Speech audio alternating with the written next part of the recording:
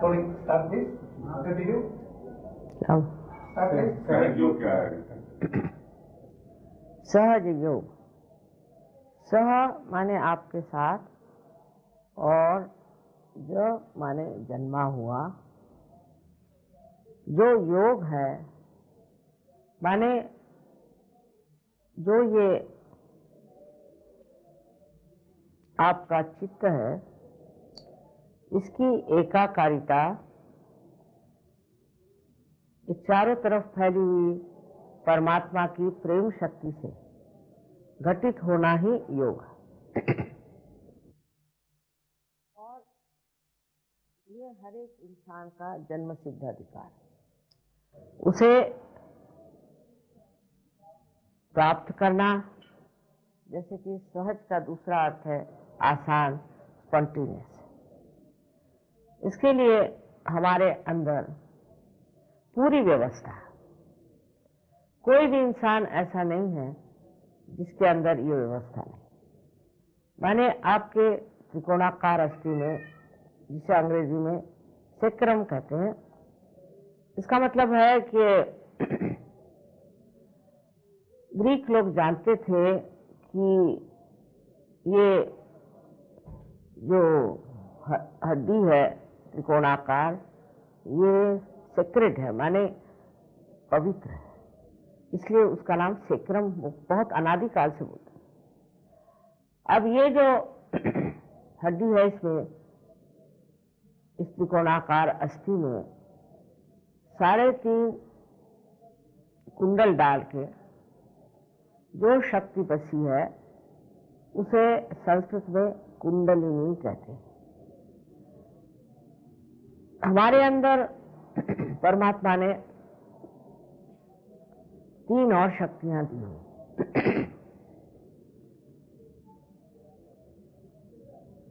उसमें से एक शक्ति जो है, उससे हम इच्छा करते हैं, हमारी इच्छा शक्ति, रोजमर्रा की इच्छा शक्ति।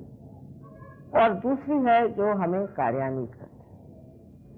इसी से हमारे अंदर सिंपैथेटिक नर्वस सिस्टम पाली जाती है। उसका प्लावित होना इन्हीं 2 शक्तियों के द्वारा होता है। पहली शक्ति जिससे कि हम इच्छा करते हैं, उस शक्ति को जिस चैनल से प्रसारित किया जाता है, उसका नाम ईड़ा नाड़ी। और दूसरी शक्ति जो कार्यान्वित होती है, जो इच्छा है उसके लिए जो कार्य करते हैं, अपने अस्तित्व से और अपने शरीर से, वो वाली शक्ति, उसे हम कह सकते हैं कि राइट सिंपैथेटिक नर्वस सिस्टम जो है वो चलती, पर उसका नाम पिंगला नाड़ी। इस प्रकार हमारे अंदर 2 चैनल, ईड़ा और पिंगला नाड़ी हैं। इसके अलावा हमारे अंदर एक तीसरी नाड़ी, जिसे सुषुम्ना कहते हैं, जो बीचों बीच होती है, जो मध्य मार्ग है। ये दोनों शक्तियां लेफ्ट और राइट से आकर इस तरह से मिल जाती हैं और बीच में चक्र बन जाता है, जैसे ये बना हुआ है चक्र। बीच वाले चक्रों के अंदर हमारी शारीरिक, मानसिक, बौद्धिक, सांस्कृतिक, यहाँ तक कि हमारी आध्यात्मिक सारी ही उन्नति बसी हुई।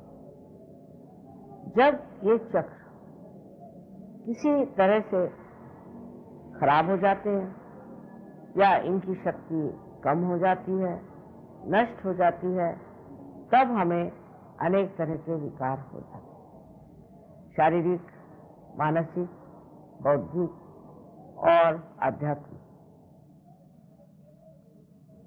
तो ये जो हमारे अंदर एक बड़ी सूक्ष्म तंत्र के तरह बना हुआ, लेकिन तांत्रिक और हम लोगों में ये फर्क है कि तांत्रिक इस तंत्र के बारे में कुछ नहीं जानते और झूठ मूठ में वो लोग अपने को कहते हैं कि हम तांत्रिक हैं और हम ये कार्य करते हैं, वो कार्य करते हैं, पर अधिकतर तांत्रिक जो है वो भूत विद्या को इस्तेमाल करते हैं और उस भूत विद्या से वो लोगों को मेस्मराइज करते हैं। मोहिनी विद्या जिसे हम कहते हैं, इनके लिए प्रेत विद्या, श्मशान विद्या आदि अनेक नाम। अब हमारे अंदर जो ये शक्तियां हैं 3, उसके अलावा हमारे अंदर एक चौथी शक्ति। जब तक हम मनुष्य नहीं हुए तब तक इस चौथी शक्ति का प्रादुर्भाव नहीं, तब तक हमारी ये 3 ही शक्तियां कार्यान्वित रही और जो जो हमारी उन्नति होती रही, प्रगति होती रही, हमारे कहना चाहिए एवोल्यूशन में, वो पूरी तरह से इन 3 शक्तियों के द्वारा चलती रही। जैसे कि पहली शक्ति है इच्छा शक्ति, दूसरी शक्ति है कार्य शक्ति और तीसरी शक्ति जो है जिसे हम कह सकते हैं कि दोनों का समन्वय या संतुलन, या जिसे हम कहेंगे कि मध्य मार्ग। धीरे धीरे मनुष्य आज इस स्थिति में पहुंच गया कि वो इस कलयुग में बहुत परेशान। कभी तो वो बहुत ज्यादा गलत रास्ते में जाता है, गलत काम करता है, अपने को एक तरह से पूरी तरह से नष्ट करते जाता है। दूसरी तरफ वो ऐसा चलता है कि वो बहुत दुष्ट हो जाता है, अहंकार से भर जाता है और लोगों के साथ बहुत जाता है। इसका उदाहरण एक समझ लीजिए, हिटलर। दोनों ही तरफ जाने से हम लोगों को ऐसा लगता है कि हम बड़ी प्रगति कर रहे हैं, इसमें क्या गलती है और ये तो ठीक ही हमारी ये अपनी स्वतंत्रता है। पर स्व का तंत्र जानना एक दूसरी चीज। हम यहाँ पर स्व के तंत्र की बात कर रहे हैं। पहले तो ये समझ लेना चाहिए कि अगर हमें केवल सत्य, एब्सोल्यूट ट्रूथ मालूम होता तो आजकल का झगड़ा नहीं, तो कुछ न कुछ और हमारे अंदर होना चाहिए और जिसके कारण हम वो चीज जान लें कि ये केवल सत्य क्या है। जो सब जानने के बाद एक ही चीज को मानेंगे, क्योंकि उनके अंदर केवल सत्य का अनुभव आता है। अब इस कुंडलिनी का जागरण करने पर अनेक वर्षों से नाथपंथियों ने बड़ा कार्य किया। नाथपंथियों के ये कार्य में एक प्रणाली थी, एक परंपरा थी कि एक गुरु एक ही शिष्य को जागृति देता था और एक ही शिष्य पे मेहनत करता था। और कभी कभी ये शिष्य भी गलत रास्ते पे चले जाते थे और जो वो कहते थे वो नहीं मानते थे। तब फिर हमारे ख्याल से 12वीं शताब्दी में पहली मर्तबा ज्ञानेश्वर जी ने कुंडलिनी के बारे में अपने गीता पर लिखे हुए टीका में 6वें अध्याय में पूरी तरह से, जैसे कहना उस जमाने के लिहाज से पूरी तरह से कहा हुआ। पर धर्म मार्तंडों ने कहा कि नहीं, ये निषिद्ध है, इसको मत पढ़िए। हाँ, उससे पहले मार्कंडेय स्वामी आदि शंकराचार्य जो 6वीं शताब्दी में आए थे, उन्होंने संस्कृत में कुंडलिनी के बारे में बताया, पर जन साधारण उसे जानता नहीं था। दूसरा ऐसे कि ये कार्य ही जब एक ही आदमी एक के साथ करेगा तो वो जन साधारण में पहुंचता है। उसके बाद अनेक धर्म संसार में और फैल भी गए बहुत ज्यादा, पर कुंडलिनी के जागरण के बगैर कोई सा भी धर्म फलीभूत नहीं हो सकता, क्योंकि जो धर्म मनुष्य करता है वो बाह्यता होता है। हर तरह के उपकरण, हर तरह की कहना चाहिए इसे कि रिचुअलिज्म बहुत होगा और उस रिचुअलिज्म की वजह से इंसान धर्म से किसी भी तरह से लाभ नहीं उठा सकता। इसीलिए आज हम देखते हैं कि मनुष्य को धर्म के बारे में कुछ कल्पना नहीं। एक कहेगा कि मैं ईसाई हूं, एक कहेगा मैं मुसलमान हूं। अब ईसाई और मुसलमान धर्म तो बड़ा ही कठिन, क्योंकि ईसाई धर्म में ये लिखा है ईसा मसीह ने कि अगर आपकी एक आंख गलत काम करती है तो उसे आप निकाल दीजिए, और आपका अगर एक हाथ कोई गलत काम कर रहा हो तो उसे आप तोड़ दीजिए, काट दीजिए। मैंने तो किसी को देखा नहीं ऐसे ईसाइयों में। और मुसलमान धर्म तो उससे भी कड़क है। उन्होंने तो औरतों पर भी बहुत सारे ऐसे लगाए हैं लगाम कि जो सर्वसाधारण मनुष्य नहीं। ये तो जैसे कोई बड़े पहुंचे हुए देवदूतों के लिए कोई उन्होंने धर्म की जो बंधन बताए थे, वो तो सिर्फ वही लोग कर सकते और कोई कर नहीं सकता। तब फिर उससे क्या हो गया कि मनुष्य में एक ढोंग सा आ गया, धर्म एक ढोंग हो गया। धर्म अंदर जागरूक करने के लिए भी कुंडलिनी का जागरण होना चाहिए। इसका मतलब है कि मनुष्य के अंदर जब धर्म जागरूक होता है तो वो धार्मिक हो जाता है, उसे बताना नहीं पड़ता। कारण जब कुंडलिनी का जागरण होता है तो आपके आत्मा आपके चित्त में आ जाती है, अटेंशन में आ जाती है। उसके प्रकाश में मनुष्य वही करता है जो उसके लिए सुखदायी हो, उसके लिए पोषक हो, कंस्ट्रक्टिव हो। और जो कुछ भी नाशवान है, नाशमय है, डिस्ट्रक्टिव है, उसे करता है। ये तो सिर्फ जब तक उसके अंदर आत्मा का प्रकाश जागरूक नहीं होता, वो सब गलत सलत काम करते रहता है। इसमें उसका कोई दोष नहीं। अंधेरे में अगर कोई आदमी चले और गिर जाए तो उसे कोई दोष नहीं देना चाहिए। उसी प्रकार की बात। तो आपके अंदर पहले ये सोच लेना चाहिए कि आप कहें हम इस धर्म के हैं, उस धर्म के हैं, और उसको लेकर आप झगड़ा करें या कुछ करें, तो ये गलत बात है। सारे धर्म एक ही आध्यात्म के पेड़ में आए हुए सुंदर फूल थे, इनको तोड़ लिया गया और तोड़ करके कह रहे हैं ये हमारा फूल है, ये हमारा फूल है, लड़ रहे हैं आपस में। परमात्मा के नाम पर आप लड़ कैसे सकते? क्योंकि परमात्मा तो प्रेम स्वरूप है, करुणामय, करुणा के सागर जो परमात्मा है, उनके नाम को लेकर के लोग लड़ते हो ही नहीं सकते, क्योंकि उन्होंने अभी तक परमात्मा को जाना नहीं, उनकी शक्ति को प्राप्त नहीं किया। सहज योग में मैंने देखा है कि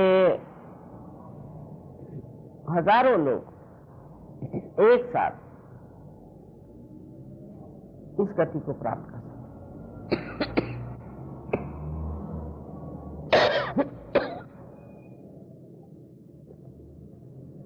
बड़े आश्चर्य की बात।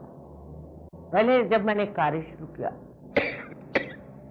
तो सिर्फ एक स्त्री से शुरू किया और उसके बाद और 12 लोग पार हो गए।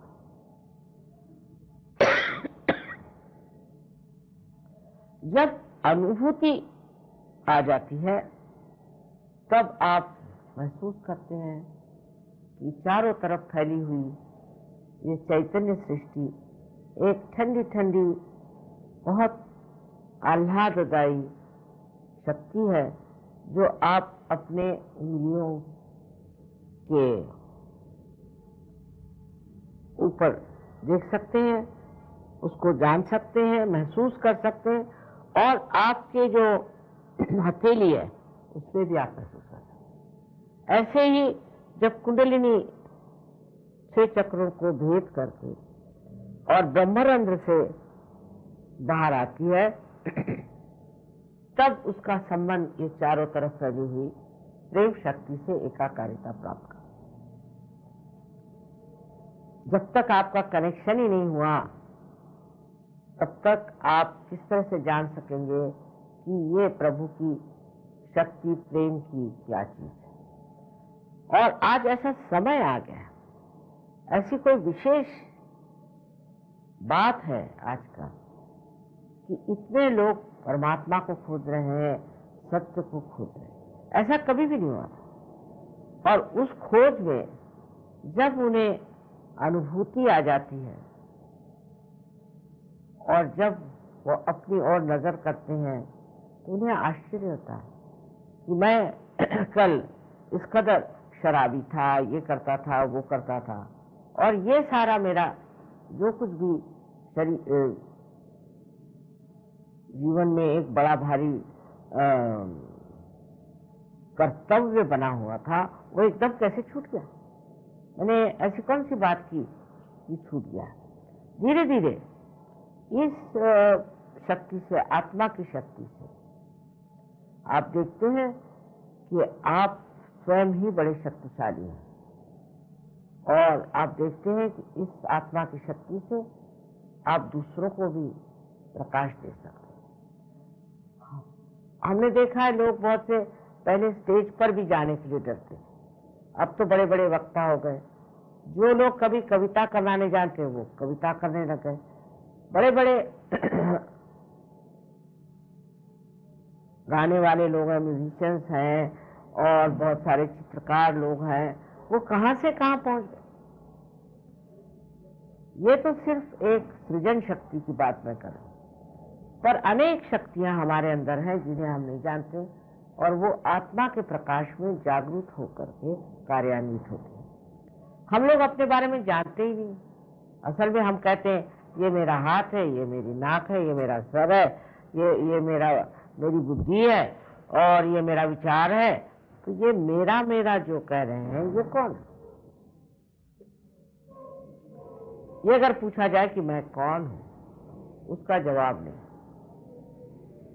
लेकिन आप से और ब्रह्मरंध्र को छेदते हुए इस चारों तरफ फैली हुई प्राप्त करते हैं। आपके हृदय में बसा हुआ आत्मा भी आपके चित्त में प्रकाशित हो जाता है। तब आप समझते हैं कि मैं ये शरीर, बुद्धि, मन, अहंकार आदि उपाधि नहीं, मैं स्वयं शुद्ध आत्मा। बड़ा भारी सत्य जो बड़ा गोपनीय रहा आपके सामने आ जाता है। आप जानते नहीं कि आप आत्मा हैं, पर जब ये घटित हो जाता है तब बोध आपके अंदर होता है। अब शब्द बोध बहुत जरूरी है। ये संस्कृत का शब्द है बोध। बोध से ही बुद्ध हुआ। माने ये कि आपकी जो सेंट्रल नर्वस सिस्टम है उस पर आप महसूस करते हैं इस शक्ति, उस पर आप अपने चक्रों को महसूस कर सकते हैं, आपकी उंगलियों को। उस पर आप दूसरों के चक्रों को भी महसूस कर सकते हैं। अगर आप अपने चक्र ठीक कर सकते हैं तो आप दूसरों को भी कर सकते हैं। यहाँ बैठे बैठे आप चाहे कोई मर गया हो और या कहीं बहुत विदेश में रह रहा, उसके भी चक्र जान सकते। सबके चक्रों के बारे में जानकारी हो जाती। आप उंगलियों के ऊपर ही जान सकते हैं कि इस आदमी को क्या तकलीफ है। सब वही बात कहें, उसमें कोई वाद विवाद नहीं, कोई झगड़ा नहीं, क्योंकि आपके पास केवल सत्य आ गया। और इसको जानने के बाद बहुत से लोग, आज ही एक साहब मुझे बताने आए थे ये वो तो उनका कैंसर ठीक हो। और मैंने कहा क्या किया? कुछ नहीं माँ, मैंने तो थोड़ा सा सहयोग का जो कैंसर का इलाज है वो किया और उससे मैं ठीक हो गया। और सबने कहा था कि तुम तो मर जाओगे, और यहाँ तो मैं बिल्कुल ठीक हो गया। तो इसमें मेरी विशेषता है इसे प्राप्त, और विशेषता ये है कि आप जानते हैं ये क्या है। सब कुछ आप जानते हैं। सहयोग में कोई चीज छिपी नहीं, कि कोई गुप्त ऐसा ज्ञान नहीं है। हर एक चीज सहयोग की आप जान सकते, जितना आप जानना चाहें वो जान सकते। तो पहली बात तो ये है सत्य की कि आप शुद्ध आत्मा है। दूसरा सत्य ये है कि चारों तरफ हमारे एक अदृश्य सूक्ष्म परमात्मा की प्रेम शक्ति है जो कार्यान्वित करती है। अब उससे किसी भी नाम से कहें, जैसे कुरान में इसे रूह कहते हैं, किसी बाइबल में इसे full breeze of the holy ghost कहते हैं, और किसी घर में भी आप जाइए तो चैतन्य और परम चैतन्य आदि बहुत सारी चीजें अपने शास्त्रों में भी कही। और अगर पातंजलि योग में आप देखें तो इसे उन्होंने ऋतंभरा प्रज्ञा कहा है। तो जिससे ऋतु बदलते हैं, जिससे फूल निकलते हैं, जिससे जितनी भी जीवित कार्य की प्रणाली है वो सारी घटित होती है, वो यही शक्ति है। तो उस शक्ति से आपकी एकाकारिता हो जाती है और वो आपके अंदर कार्य करती है। उसके बाद आप धीरे धीरे परिवर्तित होने लग जाते, आपका जीवन संतुलन में आ जाता है और आपको अपने हाथ में ही सब चीज मालूम हो जाती कि आपकी कौन सी शिकायत है। जैसे लोग आके मुझसे कहेंगे कि माँ हमारा आज्ञा पकड़ा, माने क्या कि हमारे अंदर अहंकार आ रहा है, उसको आप निकाली। पर ऐसे कोई कहेगा कि मेरे अंदर अहंकार है? कोई नहीं कहने वाला। पर जब ये स्थिति हो जाती तो मनुष्य अपने को देखता है कि मेरे अंदर कौन सा दोष है, क्या है, कैसे मुझे। और ये जब हो जाता है तब सामूहिकता में बड़ा कार्य होता है। सामूहिकता में ऐसा कार्य होता है कि एक नया ही सिलसिला चलता है।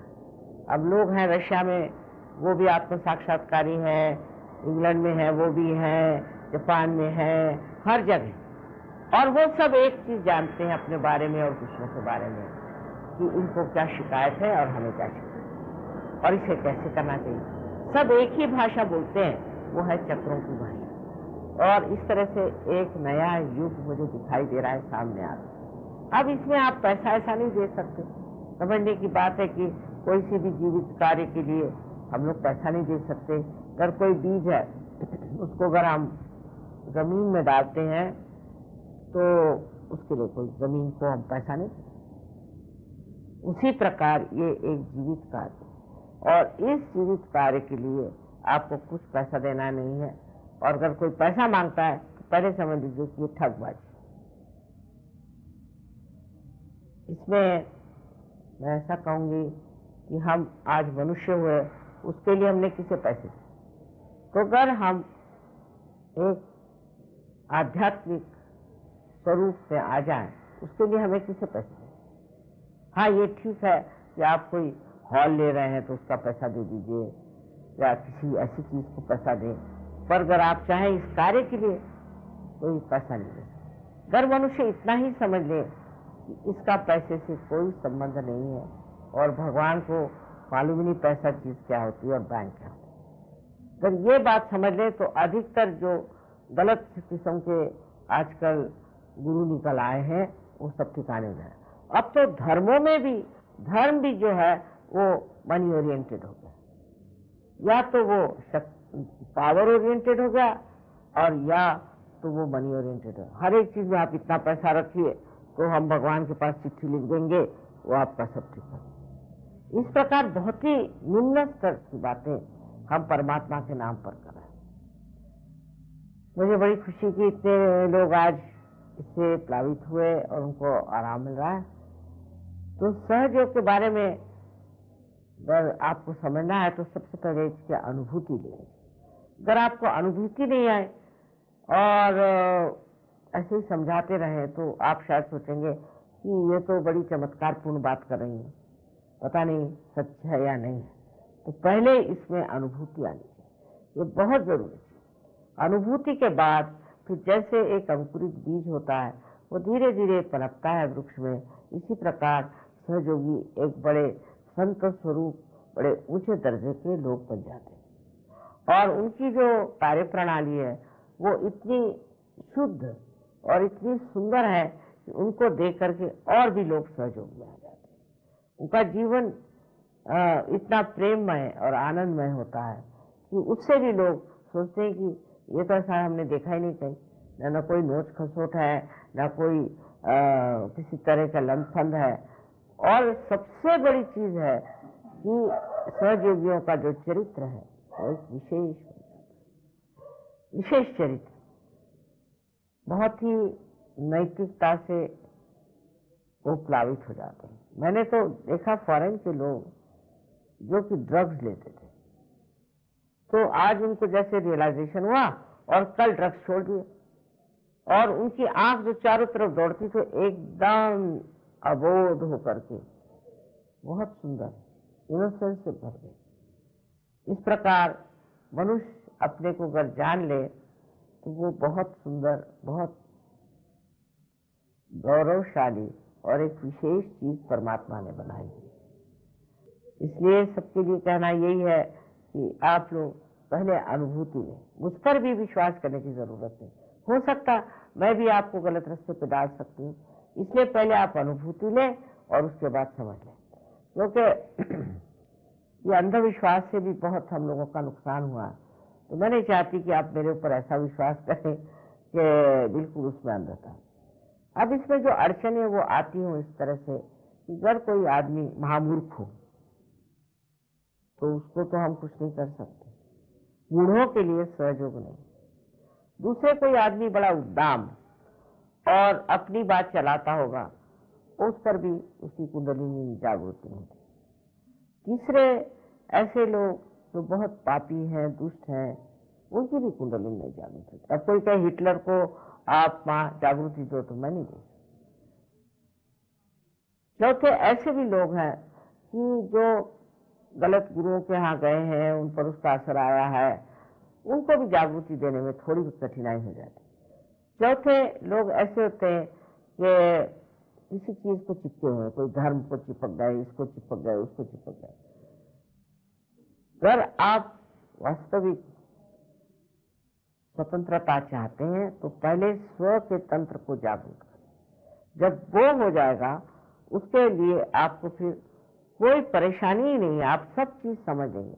पर जरूरी है कि आपकी आत्मा पहले आपके चित्त में आ जाए। सहयोग के अनेक फायदे हैं,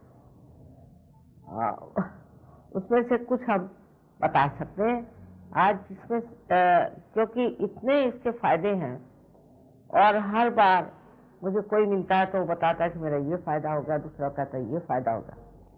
पर अगर हम इसका वर्गीकरण करें तो पहला तो सबसे बड़ा फायदा है कि आपको शारीरिक स्वास्थ्य का लाभ,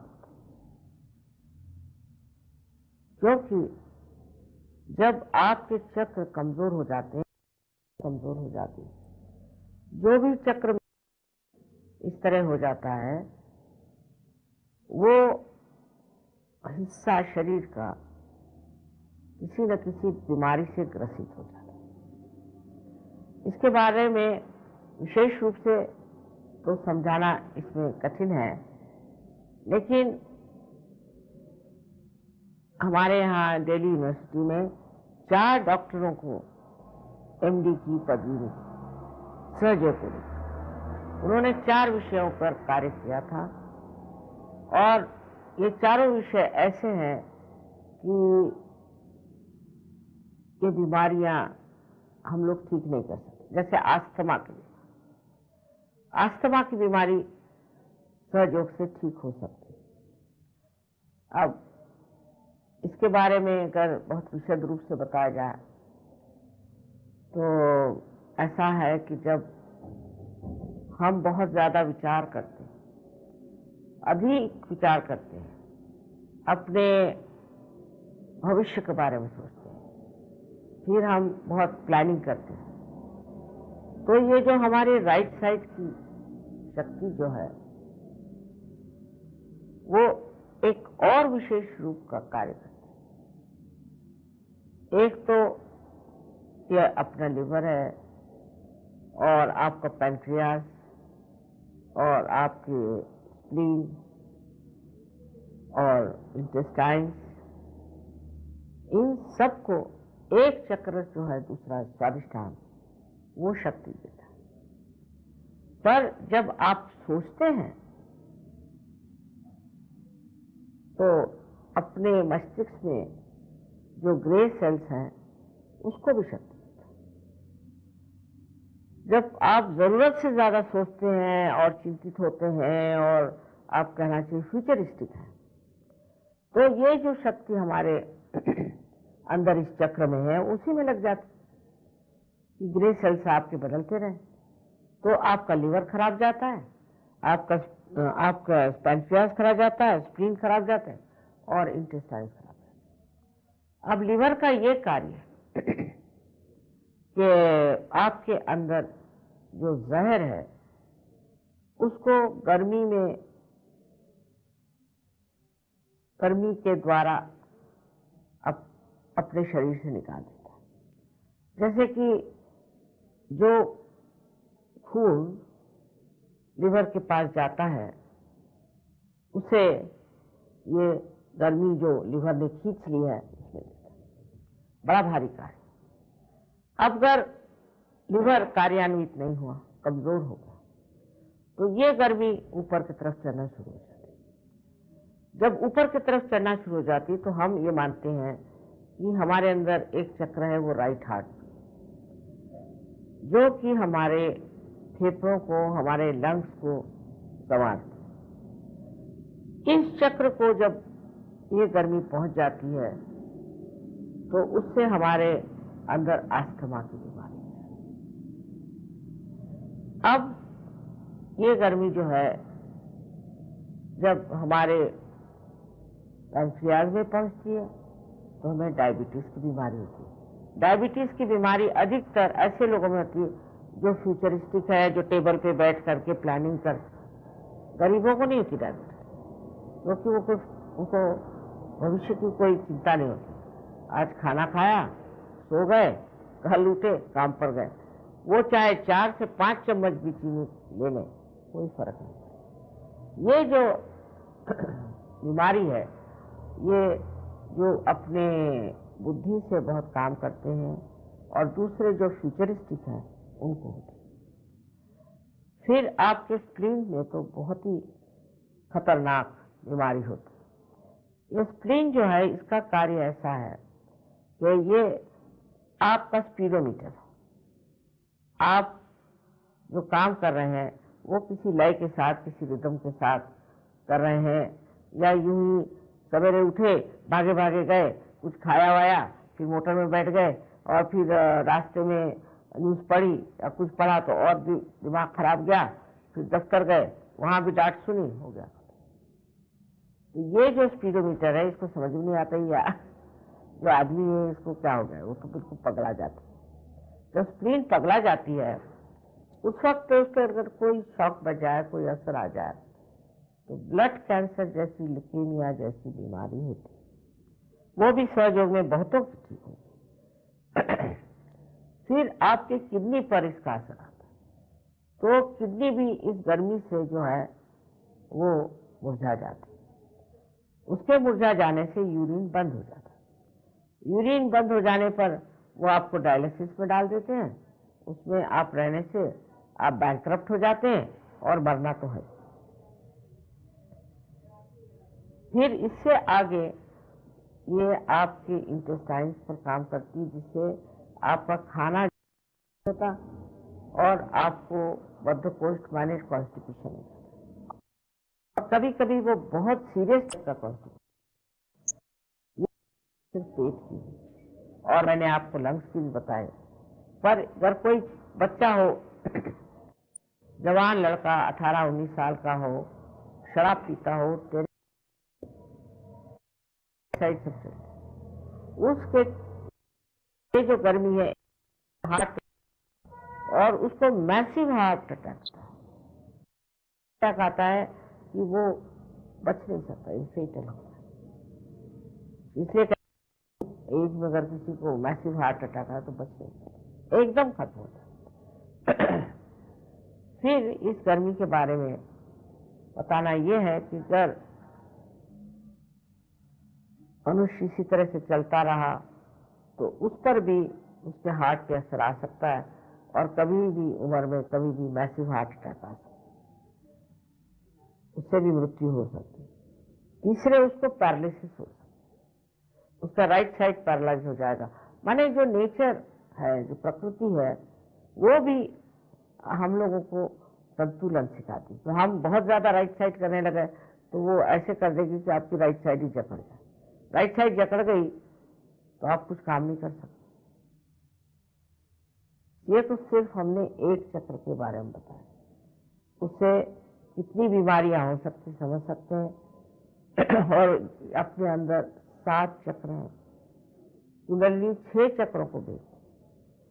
और अगर आपको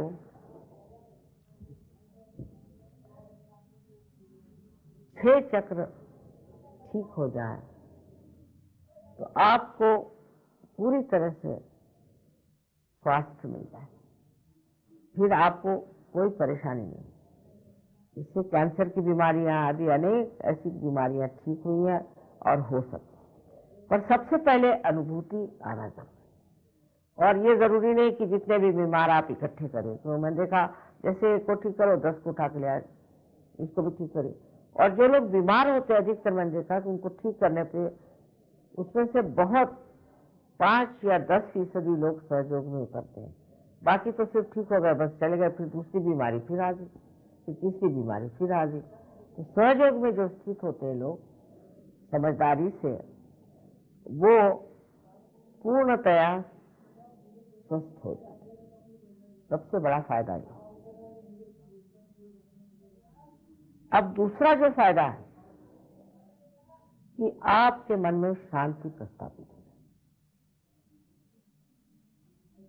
हम हर समय विचार करते रहते हैं, या तो भविष्य के बारे में और या तो हम भूतकाल के बारे में विचार करते हैं। और इन्हीं विचारों पे हम कूदते रहते हैं। जो वर्तमान है वहां हम रुक नहीं सकते। लेकिन एक विचार उतरा और गिर गया, दूसरा विचार चढ़ा फिर उतर गया, इस तरह से विचारों की श्रृंखलाएं बनी रहती है। और उसके बीच में जो थोड़ी सी जगह है जिसे कि विलंब कहते हैं, पॉज कहते हैं, वो वर्तमान है, लेकिन वहां हमारा चित्त ठहर नहीं सकता। कुंडलिनी के जागरण से ये विचार हट जाते और लंबे हो जाते, लंबाकृत। तो जो बीच में जगह होती है वही जगह हमारे वर्तमान की, और वर्तमान ही जो है वस्तु स्थिति है, वही असलियत है। बाकी तो भूतकाल जो है वो तो खत्म हो गया, और जो भविष्य है वो है ही नहीं। तो वर्तमान में आप ठहरते हैं। जब आप वर्तमान में ठहर जाते हैं तो आपके अंदर पूरी शांति आ जाती है। इस प्रकार कि जैसे आप पानी में खड़े हैं और लहरें उठ रही हैं, आपको तैरना वैरना आता नहीं तो आप घबरा रहे हैं लहरों से। लेकिन अगर आप बोट में चढ़ जाएं तो आप लहरें भी देखते हैं। पर अगर आपको तैरना आ जाए तो आप कूद करके उन्हें भी बचा सकते हैं कि जो तैरना नहीं जानते और जो डूब रहे हैं। यही बिल्कुल सहयोग में होता है। पहले लोग अपनी उस स्थिति को प्राप्त करते हैं जिसे हम कहते हैं थॉटलेस अवेयरनेस, माने विचार रहित चेतना, विचार रहित चेतना, जिसे कि निर्विचार समाधि कही जाती है। ये पहली दशा है। और उसके बाद में दूसरी जो दशा आती है उसे कहा जाता है ये निर्विकल्प समाधि, माने कोई दिमाग में विकल्प नहीं रह जाता अपने बारे में, सहयोग के बारे में, अपनी शक्तियों के बारे में। ऐसे आदमी को पूर्ण विश्वास हो जाता है कि सहयोग क्या है, और फिर वो सहयोग से कार्य करता है। ये दशा भी किसी किसी लोगों को तो पहली मर्तबा आ जाती है और किसी किसी को थोड़ा समय लगता है। तो निर्विचार समाधि को प्राप्त करने से आप एकदम शांत हो जाते हैं। यही आपके अंदर की शांति की स्थिति है जिसे हमें प्राप्त करना है, जिससे हमसे सारे जो क्रूर विचार हैं और हिंसाएं हैं और दूसरों को नष्ट करने की प्रवृत्तियां सब खत्म हो जाती। क्योंकि हम इस शांति की जो हमारे अंदर स्थिति उसको बहुत आनंद से और बहुत सुख से अनुभव करते, फिर हमें अच्छा ही नहीं लगता किसी के बारे में द्वेष करना, किसी के बारे में आतताईपना करना। किसी भी चीज से हमें कोई तरह का मोह नहीं होता, सारे ये मोह छूट जाते हैं और मनुष्य एकदम शांत स्वरूप होकर के सारे संसार की ओर एक साक्षी स्वरूप होकर देखता है और इस साक्षी स्वरूप में वो सोचता है सब ये नाटक सा हो रहा है, मैं इससे बाहर आ गया, अब मैं इस ट्रैफिक में नहीं, मैं तो बाहर पहाड़ पे बैठा हूँ। जब वो उससे हट जाता है तो उसके जो प्रश्न है उसको वो बहुत आसानी से छुड़ा सकता है, क्योंकि वो बाहर आ गया। और इसके अलावा ये जो परम प्रेम की शक्ति है ये तो कार्यान्वित होती है, प्रश्न को ठीक करती है। दूसरा जो बड़ा लाभ होता है कि आपकी जो सुप्त शक्तियां हैं, सृजन शक्ति है, वो जागरूक है। हर एक तरह की सृजन शक्तियां मैंने देखी है, ऐसे लोगों में जागरूक हुई जहां उम्मीद ही नहीं थी कि ये कभी कुछ ऐसा सृजन कार्य करें। तीसरी चीज ये है कि आपकी मानसिक शांति के कारण आप दूसरों को भी शांति प्रदान कर सकते हैं। जहां ऐसा मनुष्य खड़ा होता है वहां शांति प्रसारित होती है। सिर्फ किसी को अवार्ड देने से शांति नहीं आ सकती, किसी को कह देने से कि ये शांति के दूत है, शांति नहीं हो सकती। शांति हमारे अंदर की चीज है और जब ऐसी शांति हमारे प्रस्थापित हो जाती है तब हम एकदम निर्भय हो जाते हैं। जैसे कि कबीर ने कहा है कि निर्भय निर्गुण गाऊंगा मैं, तो भय जो चीज है चली जाती। ऐसा मनुष्य जो है वो निर्भयता से और जो सच्ची बात है उसे कहता है। ईसा मसीह का किस्सा बड़ा सुंदर है कि मारी मगदलिनी एक वेश्या थी, उसे सबने पत्थर मारा। पत्थर मार के जब वो गांव के किनारे पे आ गई तो ईसा मसीह जाके खड़े हुए, उन्होंने पत्थर उठाया और कहा कि तुम लोग सब जो पत्थर मार रहे हो उनमें से जो ऐसा हो जिसने कोई भी पाप नहीं किया वो मुझे पत्थर मारे। बड़ी हिम्मत की बात। सबने अपने पत्थर नीचे डाल दिए और फिर उस मारी मगदलिनी को उन्होंने परिवर्तित उसका जीवन करके और उसे एक बड़ी महान शक्तिशालिनी योग स्थिति थी। तो ये सिद्ध होता है कि आपको एक तरह से अपनी आत्मा के प्रकाश में पूर्णतया एक सुरक्षा, इनर सिक्योरिटी मिलती है। ये बहुत बड़ा काम है। अब उससे बहुत से लोगों को जो ब्रेस्ट कैंसर होता है आदि वगैरह बीमारियां ठीक हो जाती।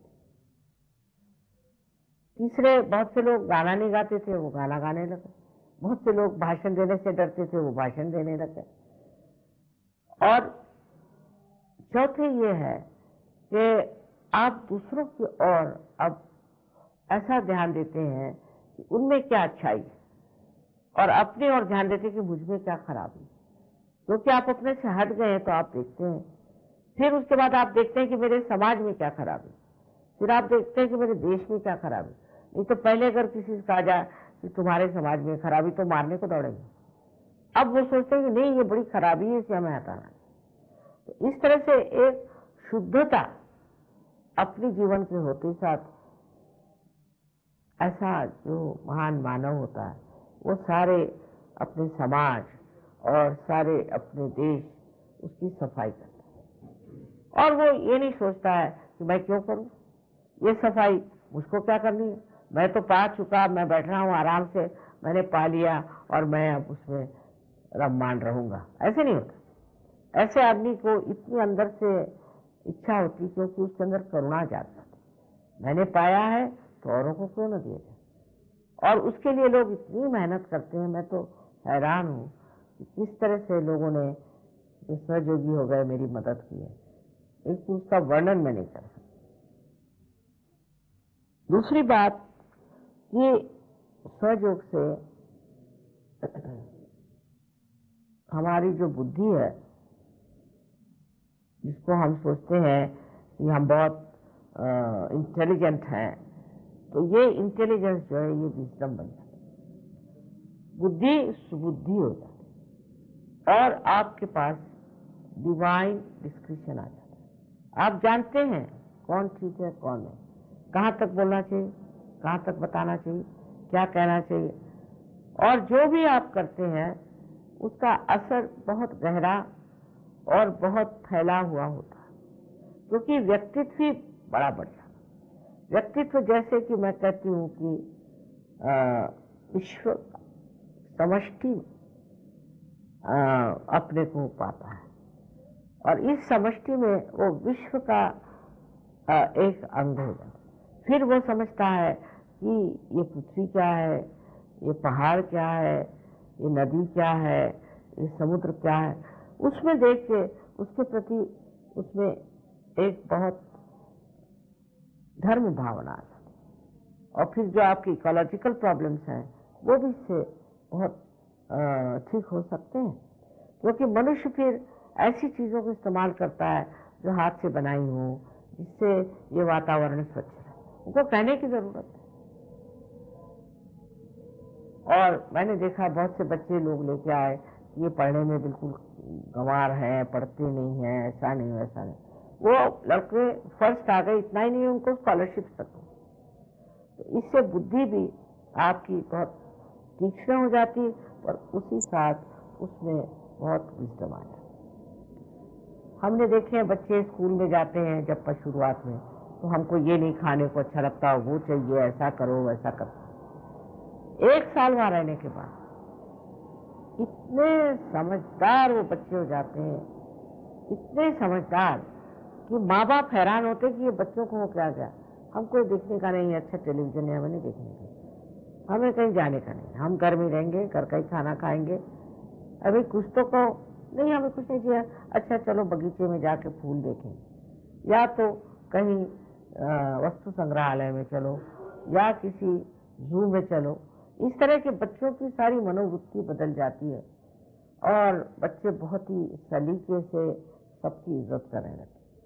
सबसे बड़ी बात है कि हम किसी भी चीज़ की आजकल के ज़माने में इज्जत नहीं करते। ज़मीन की इज्जत नहीं, जो अपनी माँ है, हमें सूर्य की इज्जत नहीं है, और सबसे बड़ी बात है कि हमें अपने माँ बाप की भी इज्जत नहीं है, अपने संस्कृति की भी इज्जत नहीं। तब फिर हम जागरूक होते हैं सहज संस्कृति में। वो एक बड़ी ही अभिनव चीज, उसमें मनुष्य एकदम नैतिक हो जाता है, हो ही जाता है, उसको कहना नहीं पड़ता। मैं किसी से नहीं कहती कि तुम नैतिकता करो, एकदम नैतिक हो जाता है। बहुत से गाली देने वाले लोग मैंने देखे, उनकी गालियां ही भाग जाती हैं, शराब पीने वालों की शराब छूट जाती है। हर तरह की अनैतिकता जो आज हमें कलयुग में दिखाई देती है, वो हर तरह से खत्म। ये जो बड़ा भारी लाभ आज के समाज में हमें होने वाला है, वो सिर्फ सहयोग से हो सकता है, लेक्चर देने से या कुछ करने से। अगर आप लेक्चर देंगे तो नैतिकता जो है वो जागरूक तो हो नहीं सकती। यही बात हमने देखा है धर्मों के मामले, कि अगर आप कोई धर्म में कहें कि आपको जो करना करो, स्वतंत्र, जैसे ईसाई लोगों का होगा, तो उससे उनमें नैतिकता नहीं रही। अब दूसरे धर्म ऐसे निकले कि नहीं, ये नहीं करना, वो नहीं करना, ऐसे नहीं करना, वैसे नहीं करना। वो लोग तो और भी ज्यादा अनैतिक है, वो चोरी छिपे अनैतिकता करते। तो नैतिकता जो है वो अंदर में जागरूक होती है, और ऐसा एक नैतिक बढ़िया समाज तैयार होता है। ऐसे आदमी झूठ नहीं बोलते, ऐसे आदमी पैसा नहीं खाते, ऐसे आदमी किसी को दुख नहीं देते, किसी की निंदा नहीं करते। हर समय यह होता है कि किस तरह से इनको ठीक किया जाए, किस तरह से इनको इनकी आफतों से छुट्टी दिलाए। पूरी समय करुणा इस तरह से बहती रहती। और बहुत से लोगों को तो मैंने देखा भी नहीं, वो तक ठीक हो गए। ये सहयोगियों की मेहनत है, इससे सब हुआ। ये जो हमारे अंदर से आने वाली इमेज, जिसे कहना चाहिए नैतिकता है, उससे समाज व्यवस्थित हो जाता है, उससे बच्चे अच्छे हो जाते हैं। और सबसे बड़ी चीज है कि आपकी जो शरीर व्यवस्था है वो ठीक हो जाती है। आजकल के जमाने में अगर आप बीमारियां देखें कितनी हैं, तो ये अधिकतर अनैतिकता से आई। अब दूसरी बात हमें सोचना चाहिए कि धर्म के मामले में हम लोगों को अभी इस चीज को मान्यता देनी चाहिए कि सारे धर्म आध्यात्म में ही आधारित है। कोई भी धर्म है, चाहे वो ईसाई धर्म हो, मुसलमान धर्म हो, इनके जो प्रणेता थे उन्होंने कहीं भी ये नहीं बताया कि इनका धर्म अलग है। अब मोहम्मद साहब को देख लीजिए, उन्होंने ये नहीं कहा कि सिर्फ ये धर्म अलग है। उन्होंने तो मोसेस की बात की, इब्राहिम की बात की, ईसा मसीह की, उनकी मदर की, सबकी बात करी और कहा कि लाखों नबी हो गए मेरे से पहले। उन्होंने ये भी कहा कि जब 12वें अमादी आई तो वो आपको उत्थान के पथ पर ले जाए, उसे उन्होंने कियामा कहा। तो उन्होंने ये आगे की बात कह डाली। ऐसे ईसा मसीह ने, उन्होंने भी मोसेस, अब्राहम सबके बारे में बात कहा। और क्रूस पर जब टंगे हुए तो उन्होंने कहा था बिहोल्ड द मदर, माँ की भी बात कही। उन्होंने भी ऐसा कोई धर्म बनाया नहीं कि ये मेरा धर्म और धर्मों से अलग है। ऐसे ही दिखाया कि एक के बाद एक ये सब धर्म संसार में, पर तो भी लोगों ने धर्म को अलग अलग कर दिया। वास्तविक ये बात नहीं। हर एक धर्म का जो तत्व है वो एक ही है, लक्ष्य एक ही है कि आपका पुनर्जन्म होना चाहिए और आप में आत्मा का प्रकाश आना चाहिए। ये इसका तत्व है। मैं ये कहूंगी कि जो सेकुलरिज्म की बात करते हैं उनको गांधी जी के सेकुलरिज्म पर चला है। गांधी जी ने शुरू से मंत्र जो लिखे हैं अपने भजनावली में, वो पूरे कुंडलिनी के ही रूप से लिखे। पहले तो उन्होंने हृदय की बात कही, क्योंकि हृदय में उन्होंने कहा कि प्रातर नमावि हृदय संस्फुरात्म तत्व, जो मेरे हृदय में संस्फुरित हुआ आत्म तत्व है उसको मैं पहले। उसके बाद श्री गणेश से लेकर के जो अलग अलग देवता है, अलग अलग चक्रों में है, एक के बाद एक शुरू करके उन्होंने सारे देवताओं के नाम। इसी के साथ फिर उन्होंने कुरान की भी आयत रखी, फिर बुद्धों का भी बुद्धम शरणम गच्छामि आदि वो भी किया। उसके बाद ईसाइयों की भी जो लॉर्ड्स प्रेयर है वो भी कहलाए, महावीर की भी कहलाई। तो सब लोग, चाहे मुसलमान, हिंदू, क्रिश्चियन कोई भी हो, उनके आश्रम में जितने लोग रहते थे और आते थे वहाँ, वो सब इन सब का मान रखते थे और सबका नाम लेते थे और सबको पूछते थे। अब हो गया है सेकुलरिज्म का मतलब है मेरी समझ में नहीं आता, क्योंकि कहीं कोई धर्म, कोई कहीं धर्म। हम लोग सोचते हैं कि प्रदेश में सेकुलरिज्म है, बिल्कुल नहीं। फ्रांस में तो बिल्कुल वो कहते हैं कि फ्रांस जो है ये अपने कैथोलिक चर्च की सबसे बड़ी लड़की है। कहीं तो कैथोलिक चर्च है, कहीं प्रोटेस्टेंट्स है, और कहीं पर और कोई रिलीजन नहीं तो जैसे इस्लामिक भी है। सब बिल्कुल अलग अलग रहते हैं, जैसे कि इनका धर्म अलग, उनका धर्म अलग, उनका धर्म, ऐसी कोई बात नहीं। अब अपने देश में जो गलत फहमियाँ हैं, क्योंकि सबसे बड़ी हमारे घर हिंदू धर्म को हम मानते हैं, तो हिंदू धर्म में तो ऐसी बात कभी की ही नहीं। पहले तो जातीयता ही गलत बात है, क्योंकि जाति में जो कहा गया है कि देवी के लिए कहा है कि या देवी सर्वभूतेषु जाति रूपेण संस्थिता। जाति माने आपकी जो रुझान है, आपकी जो एटीट्यूड है, वो जाति। अब समझ लीजिए, अगर आप परमात्मा को खोज रहे हैं तो आप ब्राह्मण हैं, और अगर आप राज करना चाहते हैं तो आप क्षत्रिय हैं, और अगर आप वाणिज्य करना चाहते हैं तो आप बनिया हैं, और जो लोग बस दूसरों की सेवा ही करके पैसा कमाना चाहते हैं उनको शूद्र कहा। किंतु ये जाति कर्म के अनुसार पहले थी, जन्म के अनुसार नहीं होती। क्योंकि आप देखते हैं कोई भी ऐसा है जो कहे कि नहीं मैं ब्रह्म को खोज रहा हूं, ऐसा ब्राह्मण कोई मैंने देखा नहीं। वो तो इधर राज भी कर रहे हैं ब्राह्मण लोग, फिर वो क्षत्रिय है, वो ब्राह्मण नहीं। इस तरह से जाति पहले थे। उसका एक मैं आपको प्रूफ देती हूँ कि श्री राम जब जंगल में गए तो शबरी ने, बुद्धि थी वो, थोड़े से दांत थे, तो दांत में लगा लगा के हर एक बेर तो चख के उसने श्री राम को, तो श्री राम ने कहा वाह क्या कहने, बड़े बढ़िया है।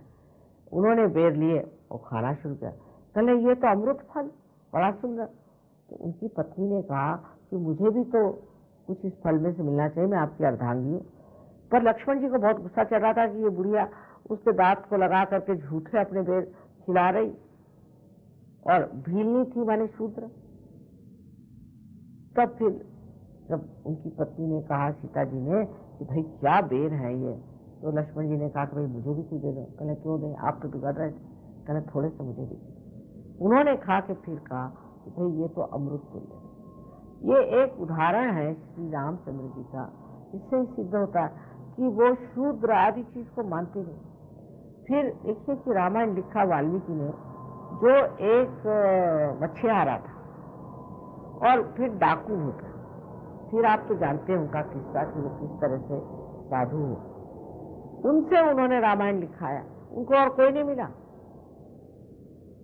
ये सिद्ध करने के लिए कि मनुष्य की जो है जाति उसके कर्म के अनुसार। फिर श्री कृष्ण को देखे, वो भी एक कमाल के थे कि विदुर के घर जाकर के वो साग खाते थे और दुर्योधन का उन्होंने मेवा नहीं खाया, क्योंकि दुर्योधन जो थे वो चाहे अपने को कुछ भी कह ले लेकिन दुष्ट आदमी, और तो जिसका साग खाते थे वो तो दासी, पर वो दासी पुत्र का खाते थे क्योंकि वो रियलाइज सोल थे, इसलिए उनका खाते हुए थे विदुर का, पर वो दुर्योधन के खाने में। ये फिर उनका भी, श्री कृष्ण का भी किसने लिखा है, गीता। बड़ी कमाल की चीज है कि व्यास मुनि एक इसको कहना चाहिए कि अवैधानिक या इलीगल चाइल्ड, एक मछुआरे लिखे थे, उन्होंने श्री कृष्ण की गीता ली। ये सिद्ध करता है कि ये लोग दिखाना चाहते थे कि क्या बेकार की चीज लगा रखी जाति पाति, पर हम लोग इस चीज को नहीं समझ पाते। अब भी हम लोग कहते हैं कि नहीं ये तो जाति है, ऐसा है वैसा है, और फिर कोई सा भी कर्म करे तो भी वो सोचे तो हमारी जाति है, हम तो ऊंचे जात के हैं नीचे जात के। ऐसा संसार में कहीं नहीं है, ये अपने देश की विशेषता है। अब ये जातीयता की वजह से इतने झगड़े खड़े हुए हैं। हमने कितने ही यहाँ के हरिजनों की शादियां बाहर कराई, बाहर के लोगों को तो पता ही नहीं। हरिजन माने वो सोचते हरि के जन, तो सोचते बहुत बड़ी और बड़ा उनका मान रखते, लेकिन अभी भी हम लोगों में ये भरा हुआ है कि ये हरिजन है। अब वो बुद्ध धर्म को भी उन्होंने स्वीकृत किया तो भी वो हरिजन है। दूसरे जो धर्म के अंदर भी इतने झगड़े हैं, मस्जिद में जाके झगड़ा करेंगे, पार्श्वनाथ की मूर्ति के लिए झगड़ा करेंगे, जहां जाओ वहां धर्म का मतलब है जानो, शिया सुन्नियों में झगड़ा होएगा। ये कैसे हो सकता है? अगर धर्म एक है तो आप पे झगड़े क्यों हो?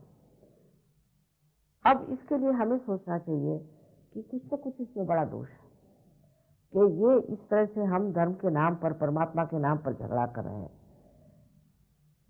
ये कैसे हो सकता है? हो ही नहीं सकता। इसका मतलब हम परमात्मा से दूर हैं, परमात्मा के नजदीक नहीं।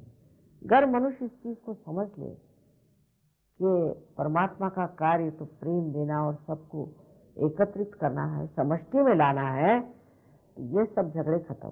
पर बुद्धि से नहीं हो सकते, क्योंकि जो बुद्धि से काम होता है वो बस चला, अपने एक विचार यहाँ से ऐसे चला चला चला और फिर मुड़ गया, तो उसके अंदर कोई सत्य तो होता नहीं, सत्य की शक्ति पे खड़ा होगा। लेकिन आत्मा का जो विचार होता है चारों तरफ फैलता है और फैलते ही जाता है, उसके गिरने की कोई आशंका नहीं। इस वजह से हम देखते हैं कि जो धर्म लोगों ने अपने मन से बनाया, उसकी एक तरह की प्रणाली बना ली और उसकी एक प्रतिक्रिया बना ली, उस चीज से ये जो धर्म की भावना है ये लिपट करके फिर वापस आई, और जिसको अंग्रेजी में कहते हैं बूमरैंग करना, उस तरह से उसने मनुष्य को बिल्कुल जकड़ दिया और अब लड़ रहे हैं, झगड़ रहे हैं। अपने देश में तो ऐसा होना ही नहीं, क्योंकि यहाँ न जाने कितने संत साधु हो, और कोई संतों ने कभी भी इस तरह की बात नहीं की, किसी ने नहीं।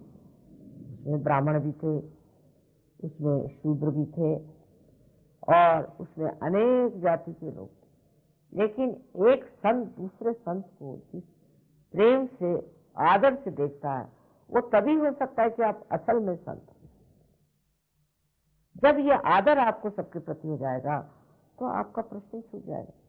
अब एक छोटी सी मैं आखिर में एक बात बताऊंगी कि महाराष्ट्र में एक कवि थे नामदेव, जिनको गुरु नानक ने भी बहुत माना, और एक थे दूसरे संत, वो कुमार थे। तो नामदेव उनसे मिलने गए। जब मिलने गए तो उसको देखते हठात खड़े। मराठी में उन्होंने कहा, निर्गुणाचा बेटी आलो सगुणाची, मैं तो तुम्हारे अंदर निर्गुण देखने आया था, चैतन्य देखने आया था, तू तो सगुण खड़ा है। ये एक संत ही संत को कहे, और संतों ने हमेशा संतों को सुना। मुसलमानों में जो सूफी हो गए, यहाँ पे हजरत मोहम्मद निजामुद्दीन साहब, फिर आपके खुसरो साहब, मोहद्दीन साहब, इस तरह के हर एक जगह, यहाँ तक कि मैंने सूफी देखे हैं ट्यूनीशिया में है, आपके टर्की में, और टर्की में एक बड़े पुराने सूफी थे। उन्होंने बताया कि श्री माता जी जो है उनका कार्य फातिमा बी से बहुत ज्यादा है, पहचान है, और अब वो रहे नहीं इस दुनिया में, पर उनके शिष्य लोग हमें मानते हैं। तो इस तरह से हर धर्म में ऐसे साधु संत हो, हर एक धर्म, कोई ऐसा धर्म है जिसमें नहीं, और वो सब ये सोचते हैं कि सारे ही धर्म एक ही आध्यात्म के पेड़ से निकले हुए फूल। उनको ये प्रश्न, क्योंकि हम लोग अंधकार में हैं, इसलिए हम जानते नहीं, और इस अंधकार में, इस अज्ञान में हम लड़ते। ये समस्या तो एकदम छूट जाती है सहयोग। इतना ही नहीं कि धर्म धर्म का झगड़ा छूट जाए, पर देशों का, देश जो एक जमाने में हमारे दुश्मन थे, वो भी आज सहयोग में सब मित्रता में हर जगह। ईरान के लोग हैं, पाकिस्तान के लोग हैं, कहाँ कहाँ से लोग आए हुए हैं। मैं तो हैरान हो जाती देख करके कि इनकी कितनी प्रगति है और ये कहाँ से कहाँ प्राप्त कर। तो इस तरह से जो इसको कि हम कहते हैं कि नेशनल इंटीग्रेशन, वो जबरदस्ती से नहीं हो सकता, तो समझाने से, लेक्चरबाजी से नहीं होगा, पर अंदर की जागृति से अपने आप हो जाता। कुछ कहने की जरूरत